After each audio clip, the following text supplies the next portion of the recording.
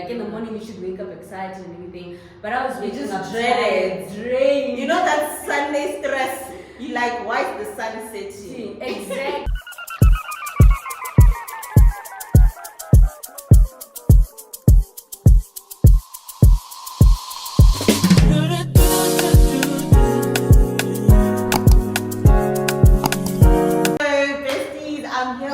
Guest of the day, Mrs. Mukovhe LB. Yeah. Period.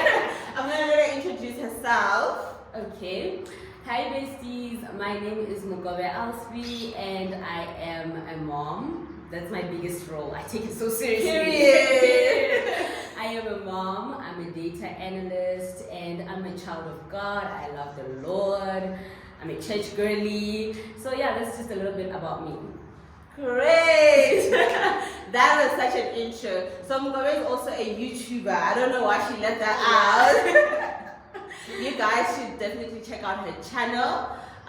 Your channel is? My channel name is Mukovhe LB Pets. So it's my name. Okay. I don't know why in my head I thought it was live with. It was, right? I changed it. I was like, you know what? I'm just gonna use my name. Yeah. Okay. Cool. So, Mukovhe and I are gonna be answering a couple of questions about, quarter life crisis, what we've gone through, how we've dealt with it, and all of that. The first question is, when did you first realize you were going through a quarter life crisis? Sure, I think it's when I left varsity and it was time to start applying for jobs. Yeah. And that season was rough, okay? Because especially for me, because I just felt like I need to get a job as soon as possible to be able to take care of my son. And it was just a stressful period. But when the real quarter life crisis started is when I got my first job, guys. Like, I feel you. I was working for an insurance company in the rotations department, so I had to take calls. When I was studying, I never imagined myself in a setting like the call center, guys. They don't tell us that economics will land you there. Exactly. They don't. I thought that I'm gonna be an analyst. I'm gonna be trying to change the world, trying to change the economy. It's not happening. I think I'll be an economist, bruh. Deciding on the on the repo rate. Imagine. You know what I mean? I thought I was gonna be in the Reserve Bank or in the president's office. You know what I mean? And there I find myself going, "Good day, welcome to Smang Mang Mang Company." And worst days of my life, guys. And it was really horrible because in the rotations department, everyone that calls is like angry, like something is going wrong. Either an insurance claim was not paid out, or maybe the company debited, or maybe like everything is just wrong. They're complaining, they're angry. People will shout at you, people will talk to you like you're not educated.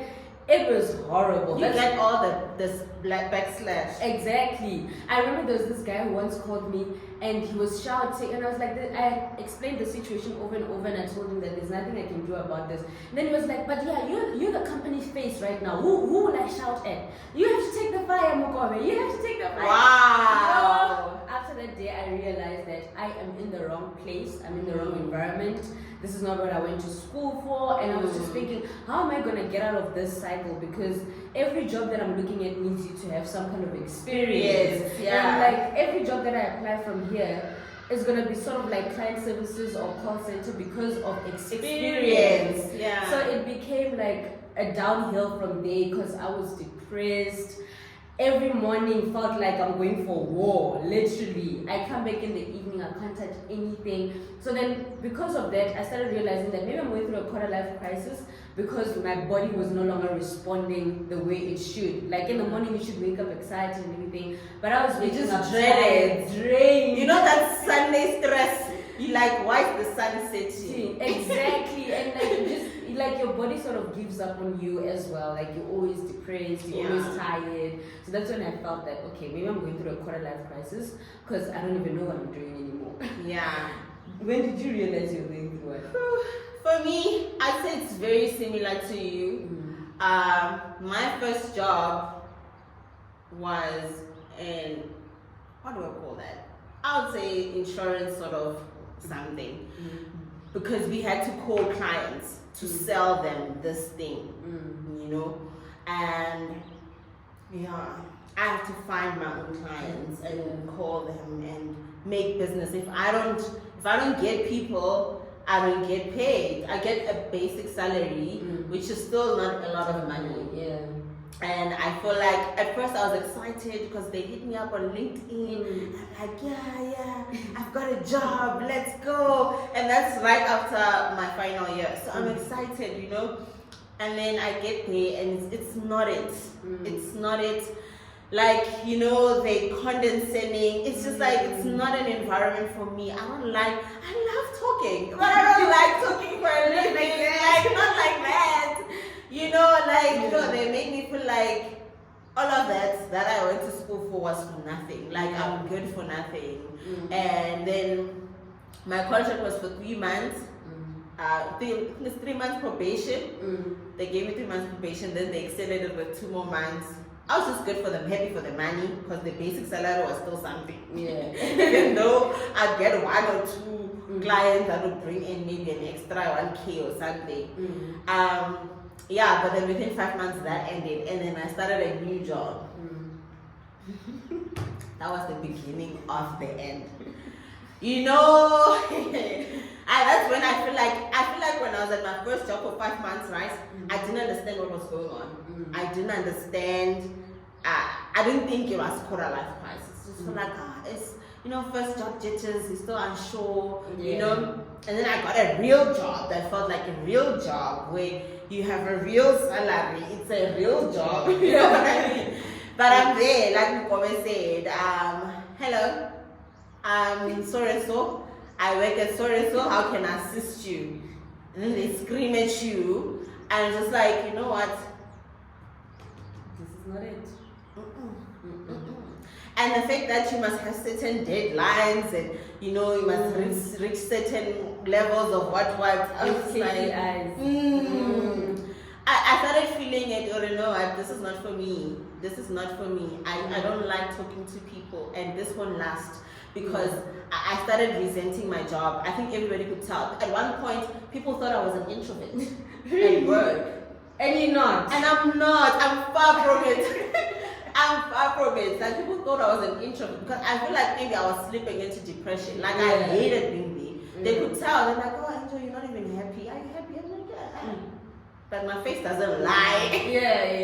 So, yeah, that was when I realized that, you know, I have to get out of here. I don't know how, but I need to change this career. It's not way. Because remember, again, you leave varsity thinking, you know, you studied economics because you were good at it in school. Yeah.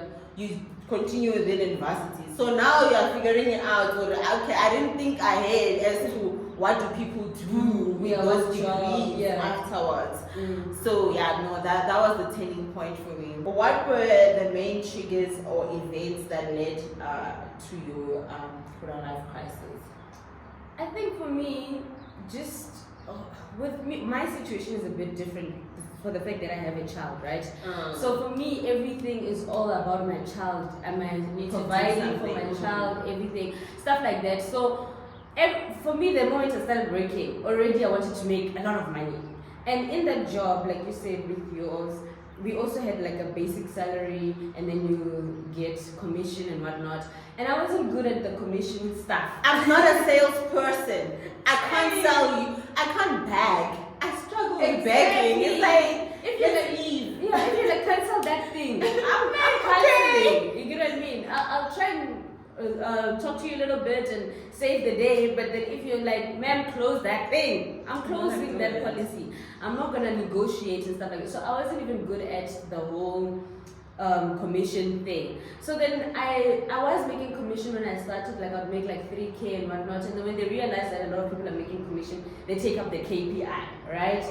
So now they take up the KPI, it's even harder to make commission, and I think I spent about 3 months without making commission. That's a scam though, because they saw that you guys were doing so well and they don't want to pay you. Exactly, or they want you to work harder. So now, when they started doing that, this is when I started taking a lot of leave days, guys. Literally, if I finish a month, having gone to work every single day, then it's such an achievement, because I would take leave, sick leave, like any kind of leave. I was taking it. Like there was just a little bit left for me to take unpaid leave. Right. That's how bad it was, because like some mornings you can't do anything. Like I said, you're just so depressed, you're so unhappy. When clients shout at you, you can't even take a minute to cool down because the next call is coming. You get what I mean? So it was just a mess. But the moment when I realized that this is really bad is when I started having chest pains. Wow, it got to that level. It got to that level. It was so stressful. It was really stressful. So I started getting like a lot of chest pains, and I had to go to the doctor, and then they put me under some machines that I still don't know today. I'm so serious. Wow, your job can finish you. It can. And the doctor was surprised because I'm so young. Yet and how was your and my stress levels are so high. He was even asking, what kind of job do you do and stuff like that. That's when I realized that okay, this is affecting not only my mental health but my physical health as well. So it's time to start looking for another job. Then I started looking for another job, and I ended at another. We worked together. In the same position. So now I ended up at another call center, client services, and it was I was like, God, what is happening? Is this what I studied for? and you are caught between God, I'm grateful. Some people stay for 4 years without nothing. Exactly. And I'm like, but that shouldn't stop you because he said ask and I will give it to you. So this is not what I said in my prayer, but I will take it as in the meantime. In the meantime, you know what I mean? Exactly. Because it's easy to also feel like you're being ungrateful for what God has done. Mara, you must remember, you prayed. You prayed and you went to school, right? You shouldn't settle. I'm not trying to say that quit your job or whatever, but don't settle. What you want is what you want. I didn't want to be in the client services space, and it was just horrible for me. So the triggers for me with the health part and my mental health, it was like really, really, really bad. Yeah, no, that's bad because like, hey, landing up in hospital that time they don't pay you enough to pay your medical aid, to pay your period. What the heck? Well, for me, it was when I started losing myself. I was not longer myself. It was like when I go to work, I put on a face. You know, I'm not the jolly me. I'm quiet. I spend my lunches alone. Not that I don't have friends. Everything is about me is resisting that environment. You know, I just had withdrawals, and I feel maybe that's how I deal with stuff. Maybe I'm in a relationship and things I pull up and I withdraw. Call myself to myself, you know. So it was that for me. I would withdraw. I'd realize that during my lunch, I'm watching a Netflix show, sitting alone at a corner somewhere, and that's on me. You know, that's on me. Start thinking, what is going on? You know, I don't talk in the office. I'm just a different person. Like I felt like I'm losing who I am because of this job. Because every day when I have to go there, I just hate it. It's like I'm dragging myself, and immediately when it's knock off time, I don't want to spend an extra minute in that place.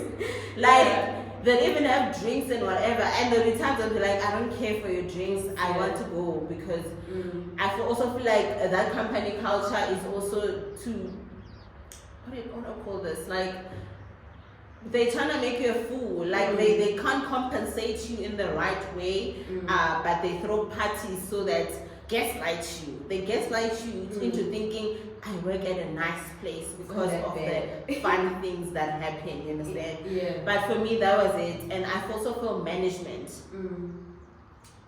That lady hated me.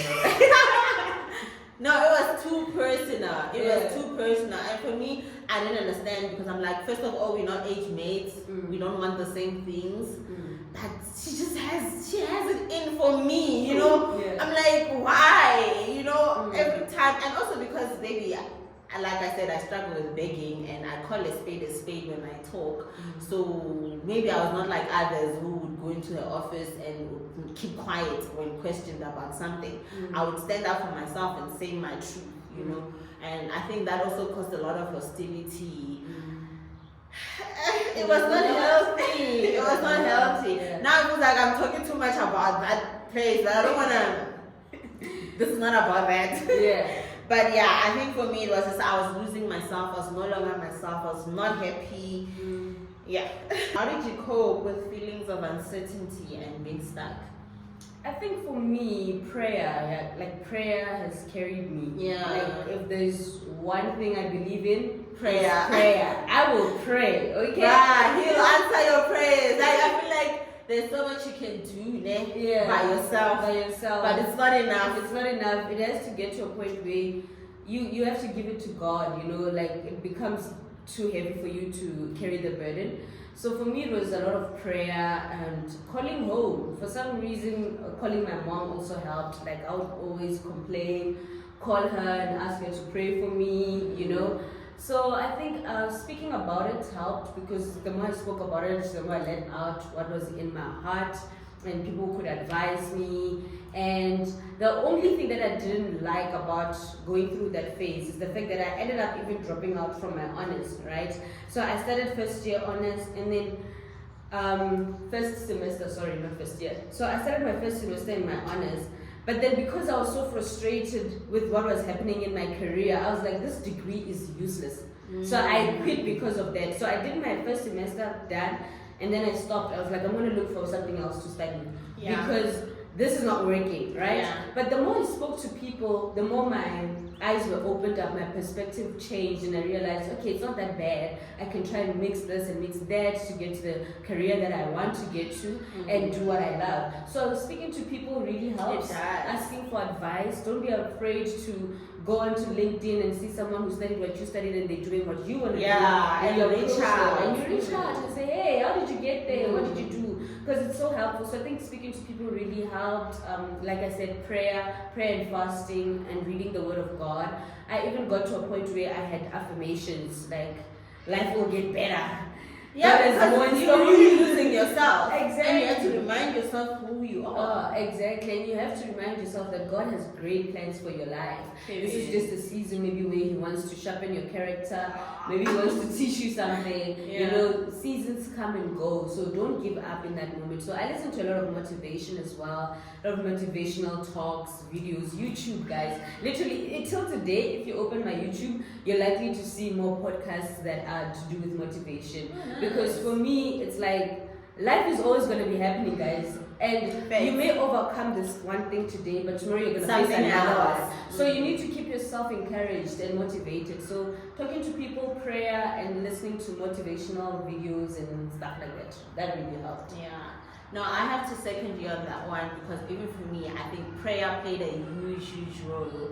Like, it's the that you feel after prayer. Exactly. So, prayer is not easy. It's not. Let's talk about it, right? People make it look like some people are born to be intercessors, praying, whatever. It's not easy, that life. You have to force yourself. Okay, I need to pray. I need to pray. And then once you pray, there's that sense like you feel lighter, you know. So really, prayer worked for me. It worked so much. And I feel like sometimes people think prayer needs to be, I've set up time here. It can be in the car, on your way to work. That you just, God is everywhere. You just talk to Him. You're like, I'm feeling tired. I'm feeling overwhelmed. Help me today. Like, even when you don't have words, just say, God, help me. Like, that's still a prayer. Prayer really helped me. And also, my family, like calling and having people to talk to, just reassuring me that it's not the end of the world. I remember one time I even wanted to resign, and my mom was like, the time is not now. Not yet. They can sell a little bit more.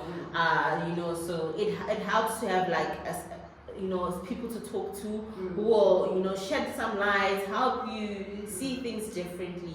And also in that time, I was surrounded with a lot of people that were pouring into my cup, be it unofficial mentors, those people that you go to take some knowledge from, those people really helped me, because I'm like, hey, I'm stuck here. What can I do? So how did the quarter life crisis affect your career choices or professional life? Okay, so in terms of career choices, like I said, I ended up leaving my honors. because I was like, I'm going to look for something else, right? And luckily, because of what I said earlier, that she should reach out to people, I reached out to someone and I asked her, how can I get there? And she told me, try this school. You know, I'm not going to mention the name, they're not paying me. But you can DM me if you want to know. And it's like, try this school. They do data science and stuff like that. I was like, oh, great. Then I went to, that's when I dropped out of the honors because I was starting that school. Okay. So I was like, it's not like I just dropped out and I had no plan. Have a plan. Yeah. Don't do that. Don't do that. I have a plan. Have Okay? a plan. So yeah, I dropped out of the honors and then I went on to go to that school. And it was like a really great school. Like they teach you everything you need to know about coding in terms of Python, SQL, Power BI. Wow, that's well-rounded. Yeah, and machine learning as well. That's nice. So it was like very, very, very, very on point with what I wanted. So how it affected me, it got me to move, right? So when you go through a quarter life crisis, don't just sit and go downhill and spiral downwards. Yeah. Start moving. Do research. something. Yeah, research. Ask yourself questions. What do I want to do? Why am I so unhappy? Sit with yourself. I realize that in this generation, a lot of people don't want to sit by themselves and think. You always want to be surrounded by people. You want to be out. Alone time. Alone time is important. Sit with yourself. Ask yourself questions. Okay, I'm really unhappy about my career. I'm really unhappy about my job. What do I want to do? What can I do? What can I do? Who can I talk to? So because of that, it got me to action that I started now looking for a school that offers what I want, and I went to that school. I started studying. While I was studying, I continued praying that God, I'm studying. Open a door for me to get a job. Even before I finished that course, I got a job in data. That's amazing. Yeah. You see, now it's a combination of prayer and hard work. Yes. There are people that believe they can pray their way anyway. You need, what is the faith without works? Is dead. Literally, that's what I was thinking. Faith without works is dead. So you must have a fighting spirit about you. Don't allow life to swallow you. You must fight. I don't know. Yeah, so I think my quarter life crisis got me moving. It got me fighting. Like I knew I could only complain so much. I knew I could only be depressed so much. But at some point, something has to give. Yeah. So for me, it just pushed me into action. I looked for the school and I went into data. Now I'm in data and I enjoy my job, you know. And even now, I still continue to do some courses when I'm bored because you have to keep learning. Yeah. So I think for me, it got me into action. Yeah. No. Okay. I think for me, it's also similar. So when I was at that job that I didn't like, right, I decided, I was just on LinkedIn and I saw this master's course in AI. And you know, I'd been chilling for a while, you know, not studying. And everybody was like, why are you not studying? I was like, I don't want to study something that's boring, because now my next step would have been financial engineering if I was following the commerce structure, you know what I mean? Yeah, so that one for me was interesting. I was like, oh, I'm going to learn something new. Let me do it. And I went into it with so much faith because I didn't have any bursary, I didn't have nothing. But I was like, this is something that will propel me or take me out of this environment, where I'm space where I am. So I did that, and with that, even I was not even done. I was still my first year of that master's. I applied and I got the job within that same year. And I think having that qualification on my CV, even if it's saying it's still in progress, allowed me to land a role in data. And I wouldn't have and I wouldn't have asked for a better outcome, to be honest, because when I started that job, I realized that I like being at the back end. I don't like front office. I don't like, I've experienced this. I don't want to say I don't like talking to people. I don't like people. I like to deal with people, but not for a living in that extent where my livelihood, my salary depends on no client services kind of thing. You know, but we can do this. So yeah, that's what changed for me and put me in a good career sport. And yeah, that's what really changed. And I feel like right now I can be in conversations with your computer science people and all of that, and it's like my whole career has changed. Like I'm now on a different scale of this whole thing. And I'm happy. And I feel like, who had I known earlier? I don't know, I would have worked out in high school so that I go straight there and not waste time doing that course. But you know what? We still learned a lot from the comments and stuff. Did you ever question your career path? I think we've covered this in a way. Yeah. Have you ever felt pressured by society's expectations? Yes, definitely. I feel like because you went to varsity and maybe some of our parents didn't go to varsity, their perspective is that when you finish, everyone will want you. Companies will be flocking for you. Exactly. And those companies will be paying you millions. That's the expectation that they have. So when you're struggling a bit, like when you're starting out and they still need to support you at home and everything, I think they don't really understand it to some extent. They may feel like you're not working hard enough, or you're not dedicated, or you're playing. You know what I mean? We took you to school. What were you doing at school? You know? So I think I had a bit of pressure from home, although my parents wouldn't explicitly say, but I felt like they want me to start moving, you know? They want me to carry myself, carry my son and everything. I don't know whether I'm 100% accurate with this. They never said it to me, but that's how I felt. And I also felt pressure from society in terms of like your peers. You know, you just see your peers going into the big banks, the big consulting firms, you know, and you're just like, oh, what's going on with me? Why am I taking the same thing? We went the what's same going class. on? We're in the same class. We studied together. Bruh, what's going on? So yeah, it was really tough for me in terms of the pressure. You know? But then I mean, we moved. Here we are today. Yeah. We do. I think also it's just very true. Social pressures will always be there, especially with social media, because well, I'm not gonna say with everyone having a professional career, but with social media, you see your classmates. You see people you went to high school with, who you went to varsity with. You no longer know what's happening in their personal lives. But you see these people, you drive a nice car, you have a business. People are blossoming, you know, and you're like, what's going on with you know? And it's not like you are in a competition with people. It's just that with social media, you don't really control what's gonna be thrown in your face.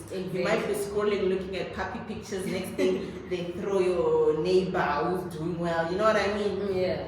So that can really affect you, especially if you're in a deep downward spiral in your life, or you deep down in depression, because you're already questioning everything. You already think terribly about yourself and all of that. So society really plays a role, and I feel like also because I wouldn't say also, I don't know if that's the societal pressure, but it's like what I thought of my life. And I just feel like, why is everything against me? Because I thought I had a plan, and my plan was at this age, at this point in my life, I'd have this, I'd have that. I don't even have a single one of those things. Yeah, you know what I mean? So you just start questioning everything. But really, society plays a role, especially family, extended family. Yeah, way the pressure there. Yeah, you know how it is. Oh, wananga, oh, guy. Oh, you know. Oh, my child. Yeah. You know, like, your child is at UJ. Mine is way. And then now your child is at UJ. Has nothing to show after 4 years. And like, manga at least, you know. You know, so there's that in the extended family, because your immediate family can be truly your safe space, where you don't feel any form of judgment and all of that. But the moment you step out, other family members and you know, like, oh, hi Mukovhe, you used to be top 10. What? What's going on here? You know, you know, there's that, because you know what, high school and varsity are different things. Very different. So yeah, societal pressures are there. How do you deal with comparing yourself to peers or the pressure to achieve certain life milestones? I think for me, I don't feel pressure to compare myself that much anymore. Yeah, anymore. They got the anymore, okay? Yeah, because when I started out, I had that thing where I'm like, I'm in the call center, how come someone was in my class there, all those things. But then I feel like life started getting so difficult for me, and God broke me so much that I had no opportunity to look outside, but always to focus inside. Within, you look within and try to make where I am better, or try to come out of where I am. So there was not enough time, there's no longer now enough time for me to compare myself to other people. So what I've realized because of the challenges that I've faced is the fact that I'm in my situation, and comparing myself to someone else is not going to get me out of the situation, because that's time that's being wasted. And it's pushing you deep. And it's pushing me deeper into the hole that I'm in. I don't know what personal challenges that she's facing, and I'm busy comparing myself to her or whatever. For example, when I dropped out of my honors, people went on to graduate. I could have compared myself during that time, like, oh, I would have been graduating. I don't even have an Instagram post. But I can't be at university right now. I can't be furthering my honors because I need to focus on this school. So my thing is just focus on where you are right now and get yourself out of where you are. What somebody else is doing really doesn't matter. Because another thing I've come to realize is that so many people, this sounds dark, but so many people are dying young, right? Maybe even people our age or people in their 30s. People that I never thought would die. And for me, when that happens, it just makes me realize that sometimes you're competing with someone whose journey is shorter than yours. You get what I mean? So you're still gonna live till 60, someone else is gonna live until 35, and God is blessing them faster so that they enjoy and reap the benefits of life because their journey is short. Yours is longer. What they're enjoying at 30, you could still enjoy at 40. So my thing is just focus on my journey.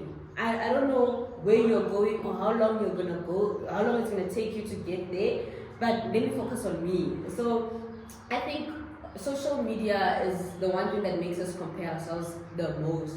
But also you're only seeing a picture. You're only seeing a second. You don't know nothing. You don't know nothing. A couple could be fighting right now, and then in 2 minutes they do a challenge. They do a challenge. They're happy. You don't know what they're going through. So just reminding yourself that you don't know what other people are going through, and just focusing on yourself, because when you focus on someone else, it's time and attention that you're removing from yourself. So you're stealing from yourself basically. So don't compare yourself. Wow, like I found that very profound. Like you saying that God is blessed. You don't know people's journey. Exactly. Someone could be, God needs to fast check their things because their time is coming to an end. Yeah. And you still have, like, immerse yourself in your journey. I think for me, what really helped with that is that obviously, like you said, once upon a time, I used to do that. And there was a time I actually deactivated my Instagram because I felt like it's just too much. I go in there, I see happy people. Not that I'm not happy. But you just say, now you're just thinking, yo, these people are doing so well. What am I doing? So I felt like, you know what, I'd rather enjoy TikTok because TikTok is always jokes. And you never see people's new cars there. We hardly see things like that. It's always like funny things and serious content. And also you can take a video in their shack.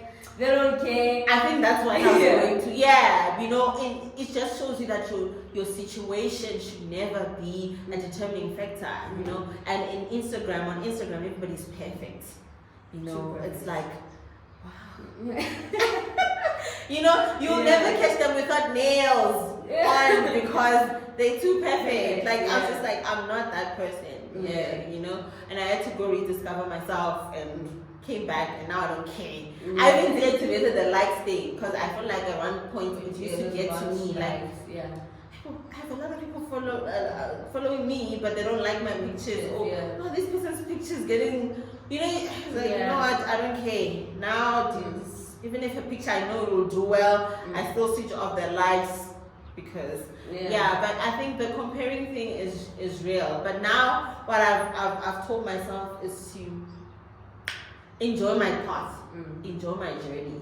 Like I'm on my own path, like on lane, on pace, you know, and I'm just like in everything I'm reminded, you know, God has plans for you. You are not alone, you know what I mean?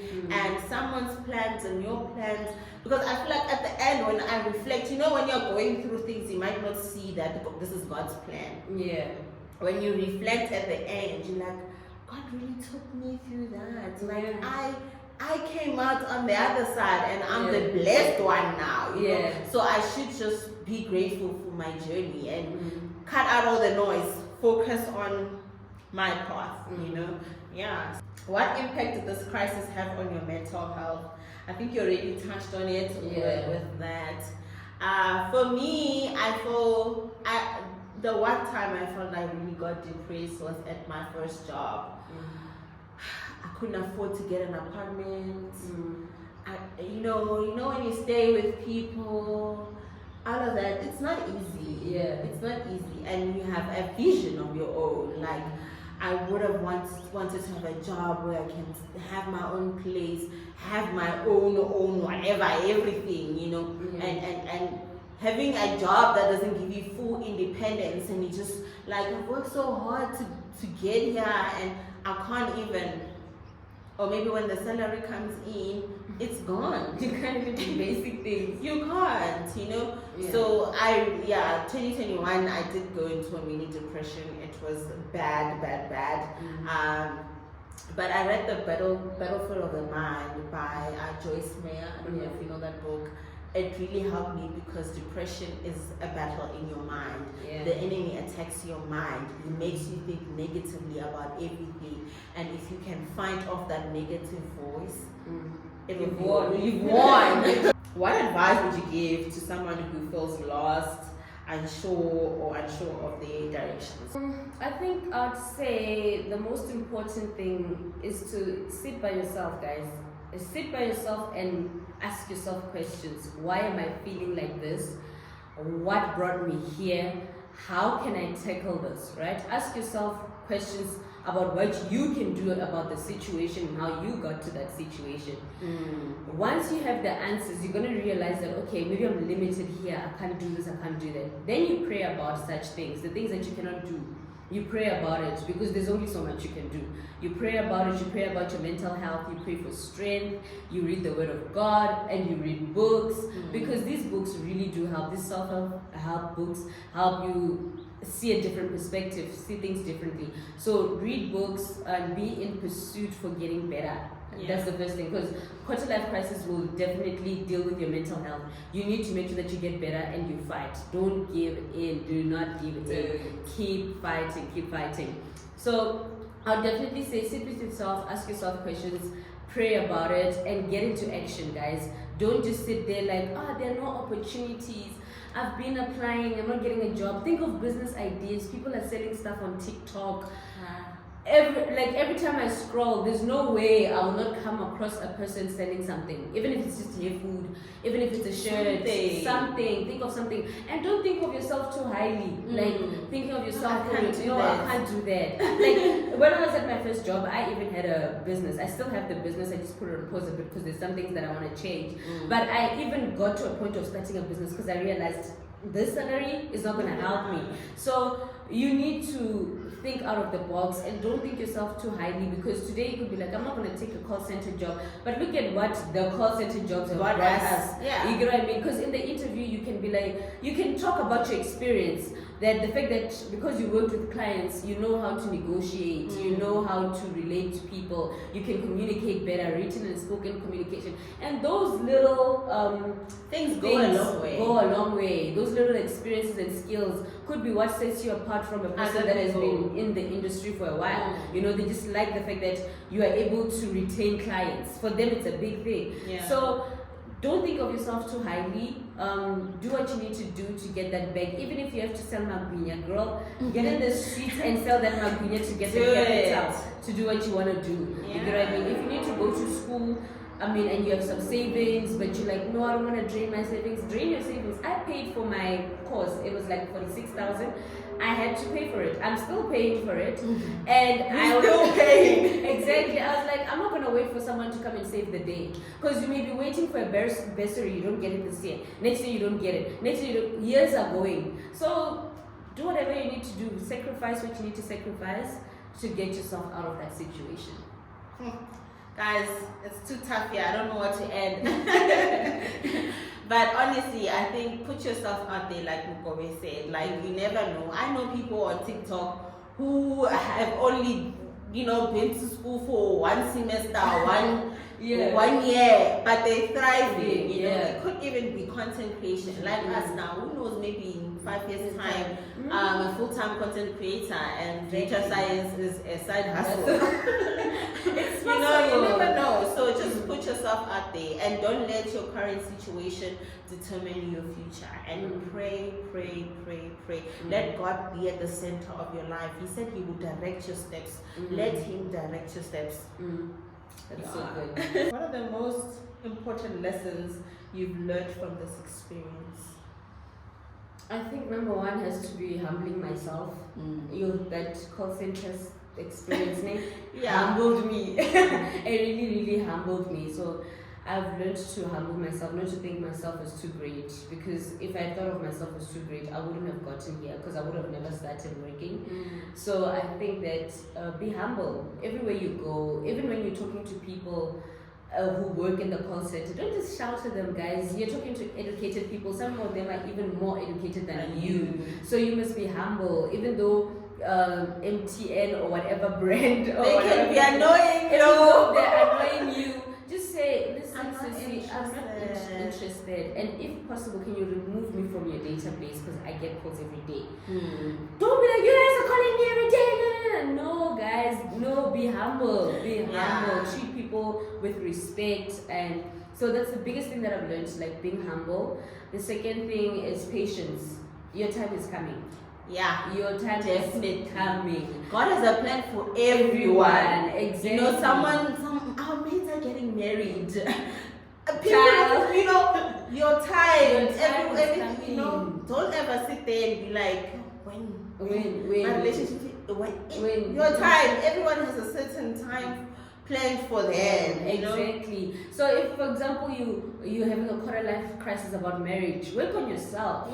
Like, think about what kind of husband you want and what kind of wife would be suitable. Want to be? Yeah, what kind of wife do you want to be, and what kind of wife would be suitable for that kind of a husband? And work on yourself, because maybe the issues with you. You're not attracting that type of man because you are not a reflection of that. Exactly. Because some people have some issues with the way they talk. They have childhood trauma. There's generational curses that make you attract the same kind of guys all the time. I like bad boys. I like bad boys. Are you okay? Good boys are no good. They're not fun. They're not actually boring. Drama. Okay. No, sis, work on yourself. Don't be so used to toxicity that when you get a good guy that doesn't fight with you every day, you're like, this guy, what's wrong with him? He doesn't love me. Some people, this is so crazy. Some people feel like when a guy doesn't beat them, that guy doesn't love them. I'm like serious issues. Come on, those are you serious need to issues. work on yourself. Work on yourself. So while you're waiting, work on yourself.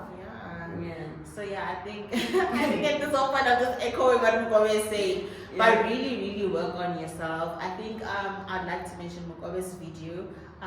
What is about manifesting my job? Yeah. I think I'll put the thumbnail. Yeah. Like that's the lesson. That's my contribution. Go watch that video. If you're going through a quarter life crisis, experiencing challenges in your career, that video will really help you. Like mindset, everything. How do you feel about where you are now compared to where you were during your quarter life crisis? Sure. Wow. All I can say is God is good. Blessed. God is so good. Like, where I am now, I can definitely trust God a lot more than when I started, And I'm not in a perfect place. There's still more I want. It's a journey. but I am so happy with how far God has brought me and the things that I've learned over time. And literally these things are just like a stepping stone to the next thing, to the next thing, to the next thing. So you're always going to be going through something, you're always going to be going through a new challenge, but because of what I learned in previous years, I'm able to use those tools today. I'm able to remind myself to be patient when I see certain things not working out. Sometimes I'm like, God is the same yesterday, today, and forever. What He did yesterday, He will do today. I sit and remind myself, I'm like, remember when you were sitting in the car during lunch crying? Right. You're just sitting there by your car crying all by yourself, and when 2 o'clock hit, you had to wipe yourself and go back inside and pretend like all is well. Wow. God saw that, and look at where He has placed you today. So it has kept me at a place of gratitude. I'm really, really grateful. I'm happy, and I know God has got more in store for me, and I'm continuing to pray. So where I am now, I've seen God, and I'm really happy, and reminded to keep working hard. You know, even small things like just doing a small course, a 3 months course. The difference makes a between you and your difference. future. Exactly. Is that one step? Is that one step? Actually, you're the difference between you and your future. What are you doing about today? You get what I mean? So, yeah, I think that's what I'm really grateful for, the progress that I've seen thus far. Yeah, no, I really echo that. For me also, it's just like, I make sure I mention it all the time when I pray, and it might sound repetitive, you know, but I'm like, I'm grateful for this, I'm grateful for my job, I'm grateful for, you know, I'm grateful for peace, I'm grateful that I get to work from home, I'm grateful, like, I'm happy, you know, I'm not married, I don't have what, but I'm happy. Exactly, You know, I still don't have many other things, but I'm happy. Yeah. And that's what's important. Like when I was not happy then. Right now I'm content, and I feel like it's not without hurdles. We've gone through hurdles. We've gone through hurdles, like you know, but still God remains God, and I feel like I've learned to put my trust fully in Him. And I don't think God needs my help. He doesn't. He doesn't need my help. Yeah. I just need to have faith in Him, and again, I think also just spending time in His presence, and reading the Word, you get so much assurance. Yeah. Like I said, once you speak it, you believe it, you've received it. Exactly. You know, it might not be today or tomorrow, but when it happens, I'm like, hey, I prayed about this. Exactly. Hey, I wanted this. Because now I think about it, I'm like, that girl when I was depressed, I prayed, I'm like, God, I want my own place, I want my own things, I want to have my own. And now you're at a point where you have your own, you stay by us. Exactly that. And like when I was praying in 2021, I was just praying. Yeah. But again, it says once you speak and believe it, you know. Yeah. And I think that's the one thing we don't realize, that many people are living in their answered prayers. But still you're complaining, looking for the next thing. Have a period where you just rest and enjoy the fruits that God has given you, and just be grateful and give to others. And trust that when the time for the next season comes, you'll be ready. You'll be ready. Because I also feel like I went through a period of my life where it was warfare after warfare after warfare. And now I've gotten to a point in my life where there's no warfare. And there's a time for everything. You know, you will have to fight because the enemy can see what you cannot see. And he will throw hurdles at you to try to take you from God. Or even, you know, also something, my pastor once preached about this, you know, and he said, most people, when bad things happen, they're like, oh God, why did you do this to me? God, why me? And you must remember Jeremiah 29:11. It's not God. It's not God. Remember, whenever anything bad happens to you, it's not God, because He's not a God of contradiction. He said, the plans I have for you are to prosper you. So if your car gets into an accident, you get into an accident, or you lose your job, that's not God's plan. That's not God's plan, and you must be reminded that even in the when you're in the fire or whatever, that God has a greater plan for you. You know. So this is such a nice chat. I enjoyed having you over. I think we need to do this again. Yes, it was nice. me. Guys, please do check out her channel. I will link it. And you will be seeing me soon on her channel as well. Thank you for coming. Thank you so much for having me. I am so grateful. Okay, besties, thank you so much for watching. Don't forget to like, comment, and subscribe. We love you.